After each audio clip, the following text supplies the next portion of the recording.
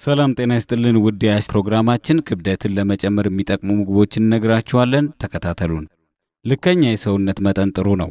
ነገር ግን ከመጠን ያለፈ ቅጥነት በሰውነታችን ላይ ችግር ያስከትላል። ከዛም ባለፈ ለድካም፣ ለደም ማነስ እንዲሁም ለኃይል ማጣት ይዳርገናል።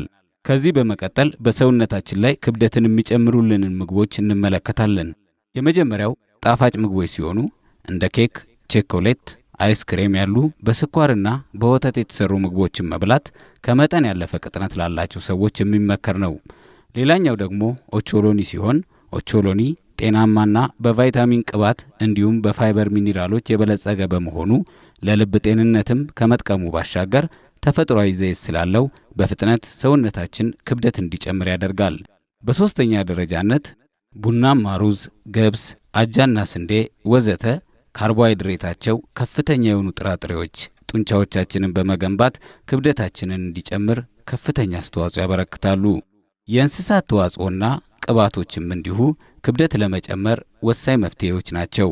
ወተት፣ አይብና ቅቤ የካልሲየም ፕሮቲንና ቅባት ስብስብ ስላላቸው ተፈጥሯዊ ክብደት መጨመሪያ መንገዶች ሲሆኑ እንደ ጮማ፣ ቀይ ስጋ፣ የዶሮ ስጋም በፕሮቲንና ካርቦሃይድሬት የበለጸጉ በመሆናቸው በአጭር ጊዜ ውስጥ ክብደት እንዲጨምር የሚያደርጉ ምግቦች ናቸው። ሙዝም እንዲሁ ክብደት ለሚፈልጉ ሰዎች ሁነኛ መፍትሄ ሲሆን አንድ ትልቅ ሙዝ 120 ካሎሪ ኃይል የያዘና በተጨማሪም ፖታሺየምና ሚኒራል ያካተተ በመሆኑ የሙዝና ወተት ውህድ ጥሩ አማራጭ ነው። የፍራፍሬ ጭማቂ፣ ስኳር ድንችና እንቁላልም ክብደትን በመጨመር ረገድ ከፍተኛ ጠቀሜታ አላቸው። ፍራፍሬ ጤናማ ቫይታሚን ከመስጠቱ ባሻገር በአንድ ብርጭቆ 57 ካሎሪ እናገኝበታለን።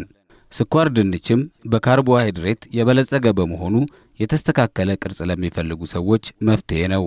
እንቁላል ደግሞ በካሎሪ፣ ሚኒራል፣ ፕሮቲንና ቅባት የበለጸገ በመሆኑ ክብደት ከመጨመር ባለፈ ለአእምሮና አጠቃላይ ጤንነት ጠቃሚ እንደሆነ ይነገርለታል።